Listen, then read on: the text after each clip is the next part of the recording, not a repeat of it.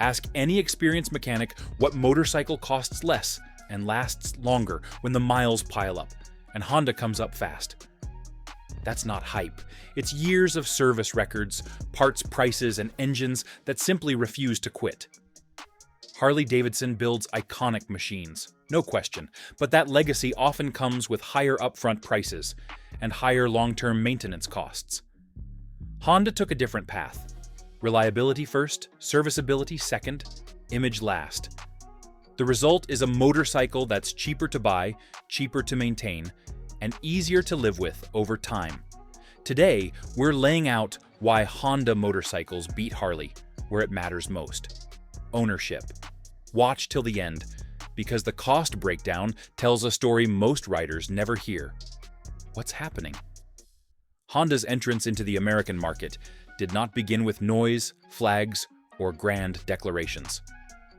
It began quietly, almost politely, like a stranger who walks into a diner and sits at the far booth. But riders noticed something different. The machines Honda rolled out were clean, consistent, and priced in a way that made everyday riders stop and stare.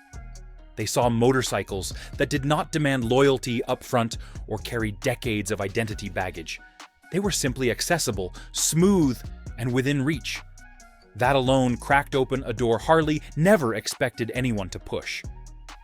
Dealerships across the country reacted with a mix of confusion and resentment. Many had never considered that another brand could enter Harley territory without bringing the same swagger. Yet riders who counted every dollar, riders who just wanted a machine that started every morning, and riders who had grown tired of tradition dictating the bill, those were the ones who gravitated toward Honda's simplicity. The contrast was stark. Harley operated like a cultural gatekeeper, while Honda behaved like a servant to the customer. What made Honda's arrival unforgettable was the cultural divide it revealed. On one side stood generations of American symbolism, on the other stood a Japanese brand focused on quiet consistency. The result was not just competition, it was a new option that riders had secretly wanted for years. Harley thought the threat was manageable, until the next move from Honda put them on their heels. Harley's tariff gamble, and Honda's counterpunch that shocked the industry. Harley knew the tide was shifting, and desperation pushed them toward a historic decision. They went straight to Washington and argued that the playing field was unfair. The request was bold, a tariff on motorcycles over 750 cubic centimeters coming from overseas. The government agreed. The tariff hit like a hammer, and Harley believed it would cripple Honda's rise. It was supposed to buy them time, maybe even push Honda back out of the country. But Honda responded in a way almost no one predicted. Instead of retreating, they retooled. They shifted production inside American borders to dodge the tariff entirely. They did it fast, quietly, and with a level of precision that stunned industry analysts. While Harley celebrated a temporary victory, Honda was rebuilding factories, redesigning production lines, and preparing a response that would land like an uppercut. This episode exposed the deeper contrast between the two companies. Harley looked for protection, Honda looked for solutions. Harley fought with policy, Honda fought with adaptation. One brand trusted the government to defend its legacy, the other trusted its own ability to outwork the obstacle in front of it. By the time the tariff years ended, the damage was clear. Riders saw which company improvised, innovated, and kept moving. They also saw which one leaned on nostalgia instead of strategy. Honda had not just survived Harley's attempt to shut them out, they had grown stronger.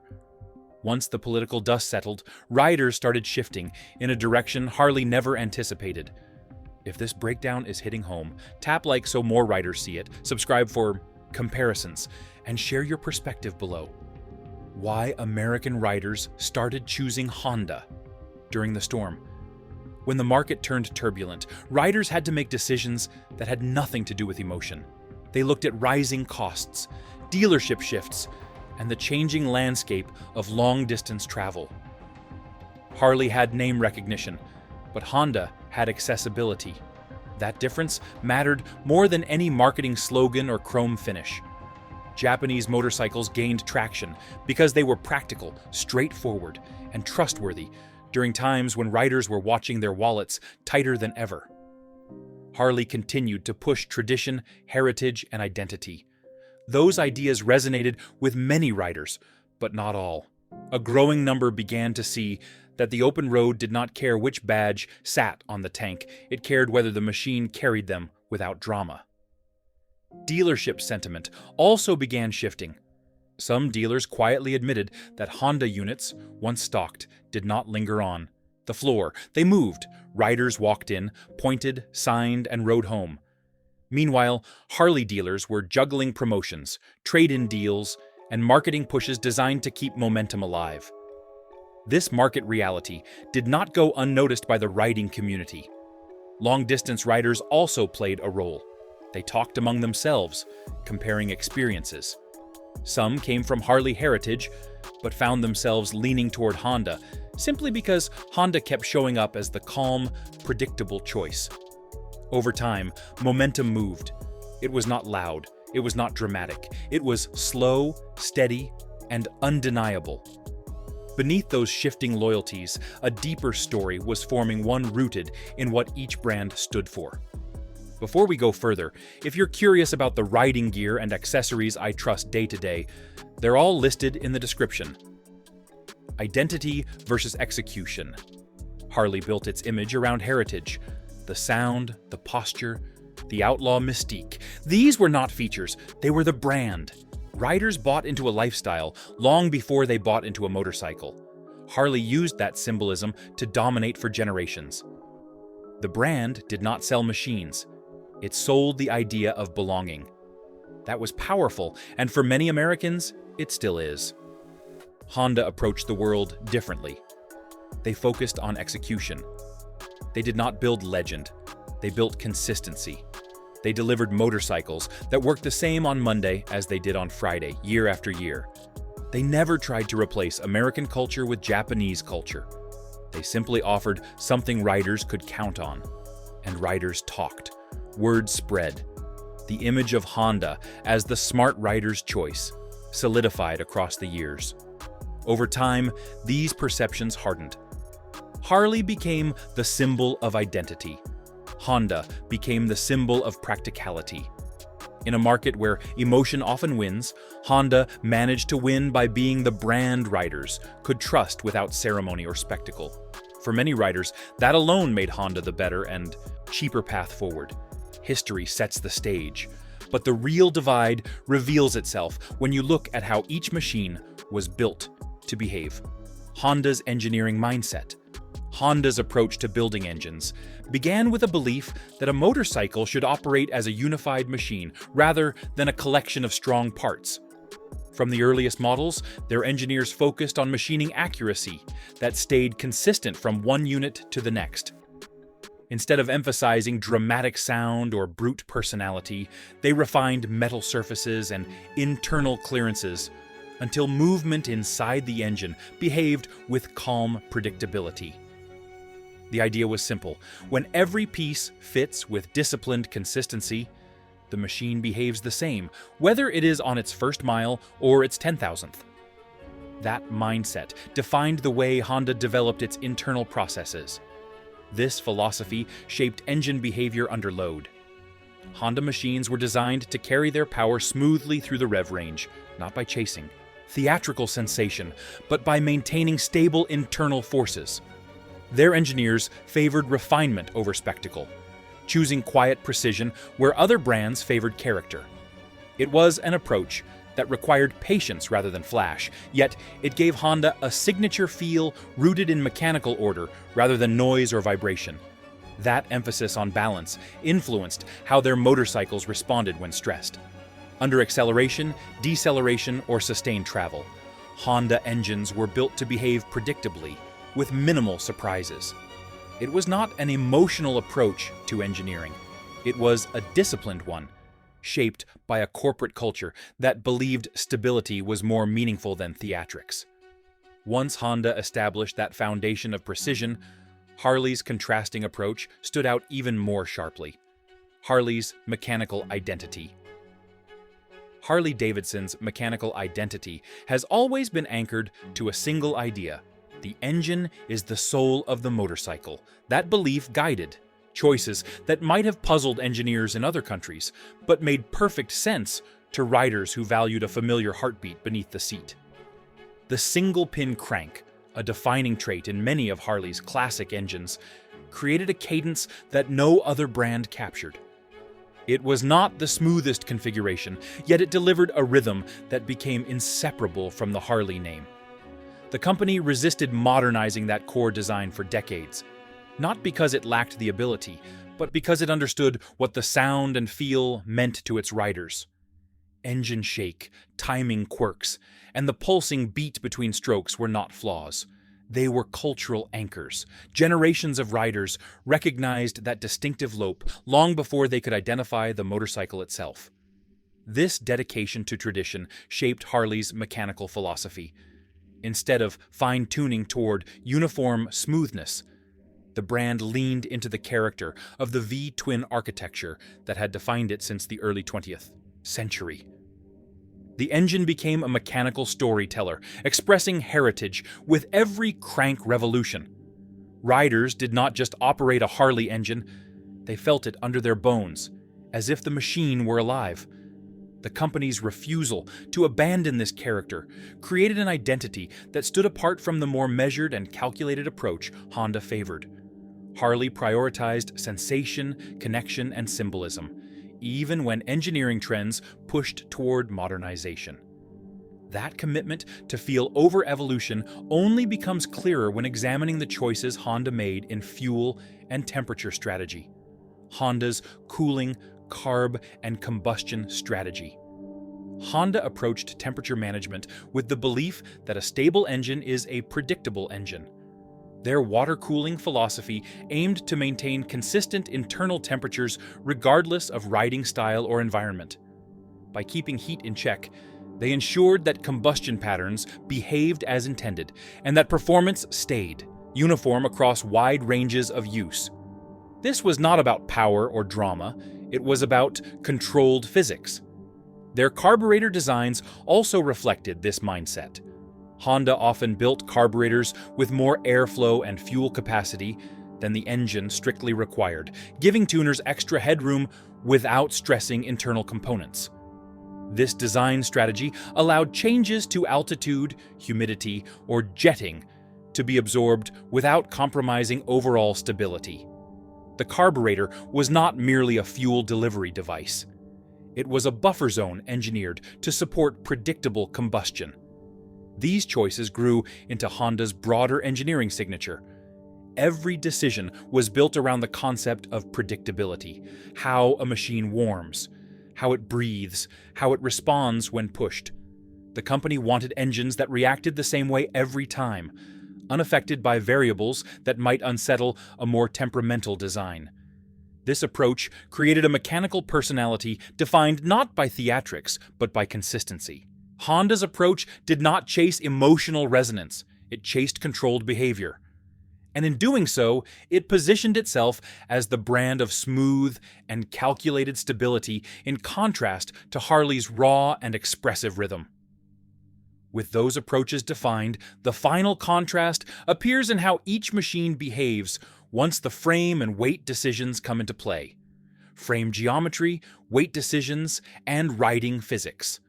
Honda's structural designs were built around the idea that a motorcycle should feel manageable and predictable in a broad range of situations. Their engineers focused on frame stiffness, weight distribution, and balance that supported neutral handling. By keeping overall weight within moderate limits and tuning geometry for control, Honda favored machines that responded calmly to rider input. It was the same principle that guided their engine development: mechanical clarity over emotional drama. Harley-Davidson approached these decisions differently. Their motorcycles were intentionally heavy, not because they lacked the capability to lighten them, but because the weight contributed to a planted, substantial presence on the road. The frames were built to carry the mass of the V-twin architecture and to support the steady rhythm that defined the brand's identity. The result was a motorcycle that felt rooted, solid, and unmistakably American. Two riding philosophies emerged. Honda pursued predictable control through balance and moderate mass. Harley embraced character and presence, accepting weight to preserve familiar feel. Neither path was accidental. Both reflected decades of identity and expectation. Refinement defined Honda, continuity defined Harley, and together they shaped machines without settling the verdict. Engineering sets the tone, yet the story changes entirely once real riders start living with these machines day after day. The real price of riding. Every rider eventually learns that the price tag on the showroom floor is only the beginning. The real cost of riding comes from the steady stream of decisions that follow: parts, upgrades, seasonal maintenance, and the surprise repairs that show up without warning. Affordability matters not just at the point of purchase, but across the entire life of the motorcycle. Riders who put down real miles understand this better than anyone. They judge a machine not by its brochure, but by what it demands from their wallet over the course of many years. Parts availability plays a major role in that calculation. Some brands flood the market with options, creating a deep pool of used, aftermarket, and original components. Other brands rely on a smaller ecosystem, which can raise the cost of even simple fixes. For riders who wrench at home, this difference becomes even more obvious. A motorcycle with widely available parts feels easy to own, while a motorcycle with limited supply forces the rider into specific dealers or premium outlets. The long-term burden becomes clear after the first few seasons. A bike that costs less to buy but more to maintain might not feel like a bargain.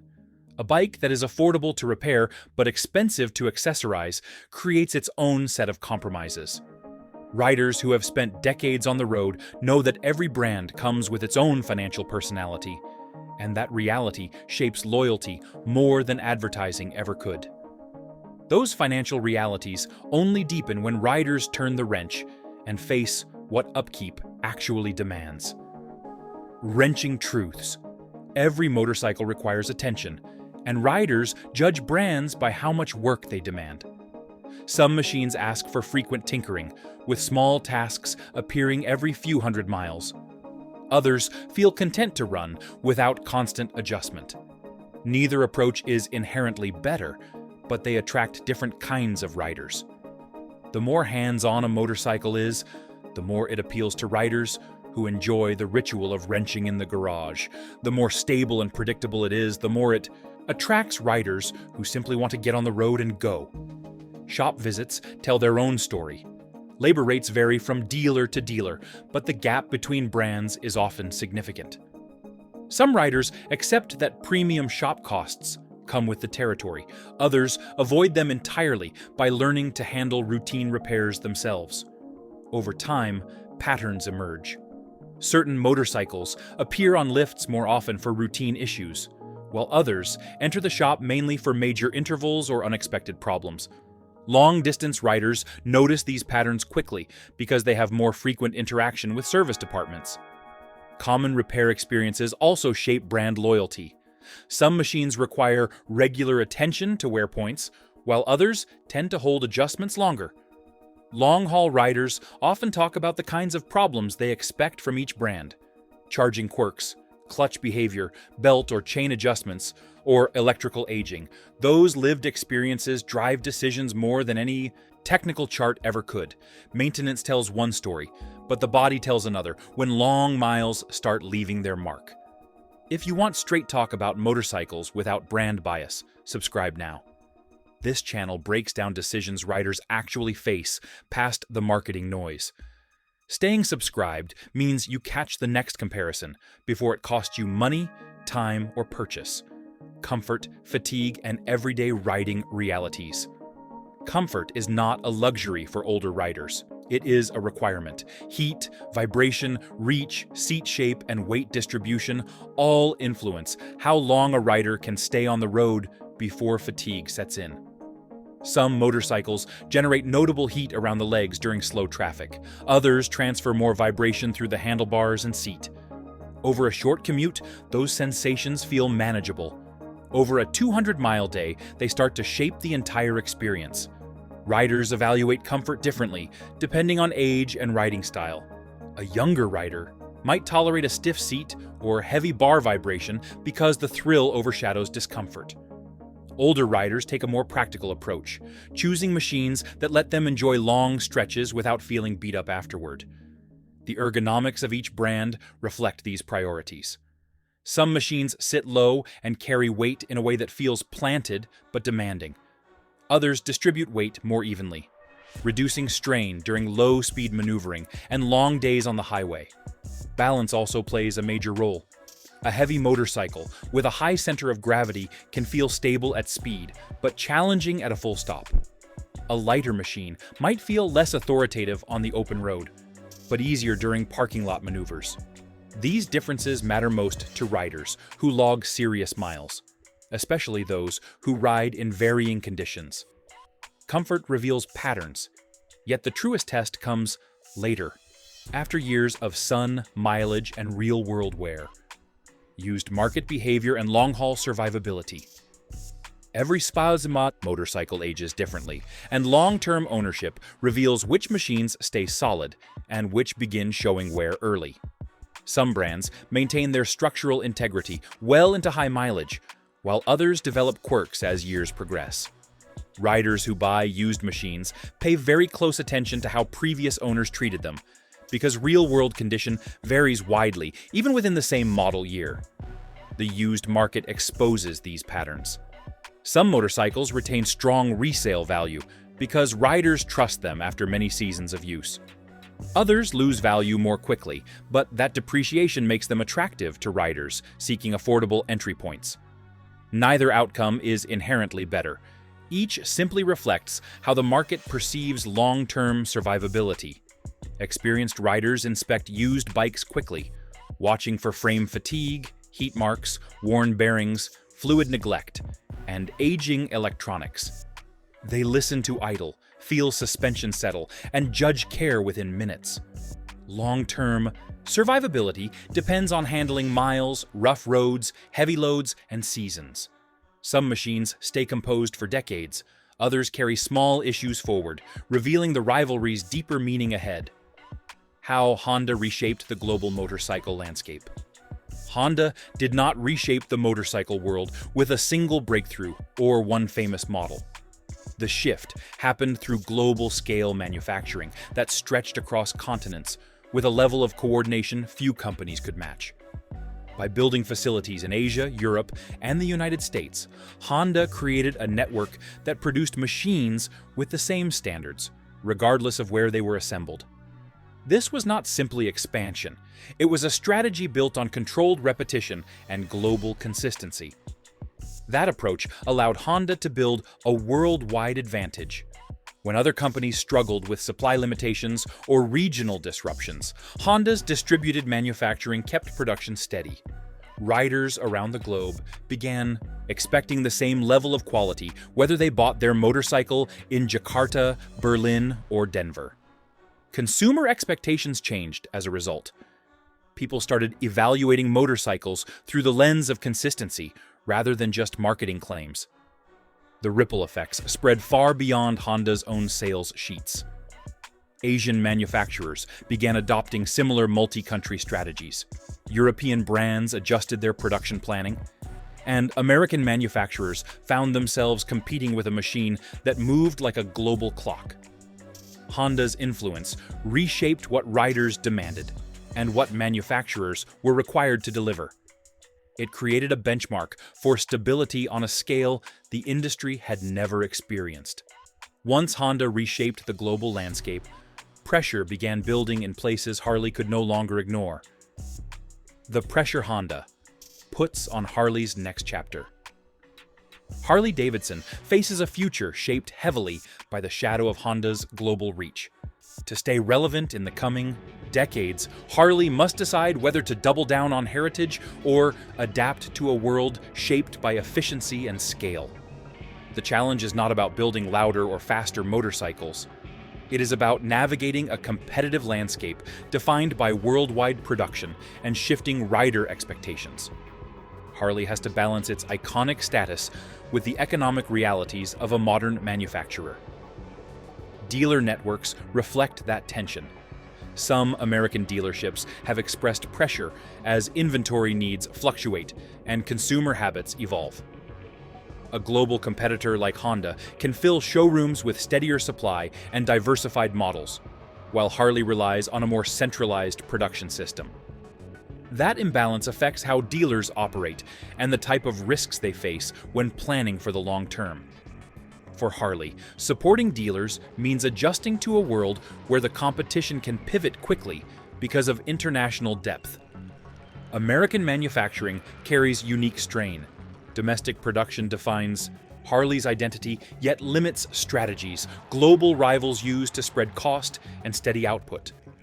Harley must preserve its American character while matching worldwide efficiency. Tighter model cycles, selective collaborations, and renewed cultural focus may follow. These choices are heavy because culture and economics shape this rivalry as much as corporate planning alone. Cultural, political, and economic ripples across the riding world. The global shift in motorcycling has intensified an identity struggle for American-made machines. For decades, Harley-Davidson represented a uniquely American expression of freedom, confidence, and road culture. Yet a world shaped by global consistency forces riders and lawmakers to rethink what American-made means. Some see foreign competition as a threat to tradition, while others accept it as the natural consequence of a global economy. This tension echoes through political debates about manufacturing, trade, and cultural preservation. Touring, culture has felt its own shifts. Riders who once planned cross-country journeys around iconic American machines now approach long-distance riding with a broader mindset. The divide between symbolism and practicality grows sharper. Some riders prioritize the emotional weight of riding an American legend. Others prioritize the predictable nature of global design. The industry lives in the middle of that divide, trying to satisfy both sides without losing either. Dealerships and suppliers face growing pressure as uneven inventory and shifting production strain margins. Smaller rural dealers feel it first, while suppliers pivot toward brands offering stability. These ripples reveal a rivalry beyond two companies, reflecting how riders define loyalty, value, and identity. As forces converge, attention turns to what the next 20 years hold for gas-powered motorcycles worldwide ahead: gas engines, rider loyalty, and market survival. Gasoline motorcycles will not vanish in the next 2 decades, but they will exist in a narrower and more competitive world. Riders who value the sound, feel, and tradition of gas engines will continue seeking machines that deliver those experiences authentically. This creates a future where brands must decide whether to modernize within the constraints of gas-powered technology or preserve the traditional designs that built their identities. The path is not simple, but the stakes are high. Honda is positioned for long-term relevance through measured adaptation. Its global network, manufacturing consistency, and strategic patience support gasoline motorcycles as regulations tighten. Refinement, not reinvention, keeps Honda durable. Harley faces a harder choice: protect tradition or evolve without losing identity. Emotional power remains, but adaptation decides whether it stays a cultural anchor or fades as riders choose tomorrow wisely. Whether you ride a Harley or a Honda, the math doesn't lie. What matters is what breaks, what it costs, and how long the bike stays reliable when the miles add up. If you've lived through that difference firsthand, share your experience in the comments. Model years and mileage tell the real story. If this helped you think clearer about ownership, hit like and subscribe.